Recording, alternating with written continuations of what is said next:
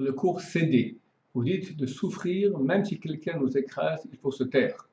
Mais comment comprendre que la Torah veut la souffrance de l'être? La Torah est une Torah de vie, de simcha, de joie. Comment concilier les deux? La réponse est très simple. Nous sommes composés de deux parties.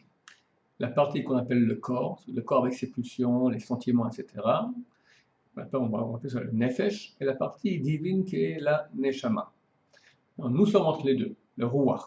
Nous pouvons soit suivre la pulsion du corps, qui est d'habitude celle qui est la plus forte, parce que dès que nous sommes nés, nous avons plus la pulsion du corps, ça c'est la neshama est encore extrêmement absente. Plus on grandit, plus la pulsion neshama devient grande chez nous. Au début, ce n'est que le corps qui est présent. Ou bien on va retenir notre pulsion du corps et se brancher avec notre pulsion de la neshama qui nous pousse à faire la vérité, ce qui est juste, ce qui est droit, le désir de Dieu. Les deux sont contraires. Dieu a fait qu'en sorte, tout ce que le neshama d'habitude est le contraire de ce que veut le nefesh, tout ce que le nefesh c'est le contraire de ce que veut la neshama.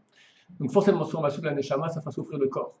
Et si on va suivre le corps, ça va souffrir la neshama. On est moins sensible à notre neshama parce qu'elle est très haute, mais néanmoins, dans le monde de vérité, ou quelqu'un qui a une grande valeur spirituelle, déjà, il sent à quel point il est dans le vide et dans l'erreur. C'est insoutenable des fois. Surtout dans le Mamba, dans le monde à venir, on n'aura que notre neshama.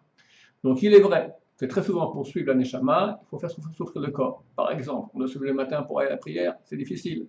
Des fois, je peux voler, je peux mentir pour avoir plus d'argent, je veux dire la vérité, j'aurai moins d'argent. Quelqu'un m'a énervé, je peux lui répondre, mais je sais très bien, ma neshama me dit, ça ne sert à rien, parce que maintenant tu parles avec les nerfs, donc ça va encore envenimer la bagarre, mais il faut s'écraser maintenant. Je ne dis pas qu'il faut s'écraser totalement et jamais rien dire. Maintenant, quand on est en pression, on s'écrase, parce que notre parole ne sera pas, c'est pas le moment, la personne qui est en face ne veut pas nous écouter, nous non plus, on n'est pas calme, donc c'est certain qu'on va partir en cacahuète. Donc on s'écrase, et plus tard, quand on s'est calmé, la personne en face aussi est calme, on va lui parler gentiment du problème qui nous a occupé l'autre jour, et essayer d'arriver à un arrangement de façon intelligente, mais pas avec les nerfs. Donc dans tous ces cas-là, il faut s'écraser, il faut céder, C-E-D-E-R, d'accord? C'est ainsi que la neshama veut. C'est vrai que ça fait souffrir le corps, mais c'est tout le fruit de Olam Haba. Le Gaon de Vilna, il dit que tout le fruit de Olam Haba, c'est à quel point on va casser nos midotes, on va casser nos mauvaises tendances du nefesh, du corps, dans ce monde. Ça fait souffrir le corps, oui, mais ça développe notre neshama. Regardez un enfant. Un enfant, il est cueilli de Serrara. On ne donne pas son biberon tout de suite, il se met à pleurer. Quelqu'un a un jouet, lui, il n'a pas la même, il se met à pleurer, il se met à crier, il n'est pas content. Si quelqu'un d'adulte agit comme ça, mais il est invivable ce type-là. On ne peut pas l'insérer dans la société, tout à fait non insérable socialement. Il va apprendre à vivre plus humainement. Ça veut dire quoi? Ne pas s'énerver toujours, parce que quelqu'un d'autre que l'homme attend crier, pleurer, mais à l'intérieur, il peut encore rester un petit enfant. Nous, on veut changer l'enfant qui est en nous, devenir quelqu'un de saint, quelqu'un à l'image de Dieu. Je ne suis pas jaloux, je ne suis pas énervé, je fais ce qui est juste. Et quand je fais quelque chose qui est juste, forcément, j'arriverai à ce qui est juste. Alors, Bessan Bachou l'avait dit, celui qui cherche la vérité, il arrivera à la vérité. Les pulsions du corps ne sont pas vraies.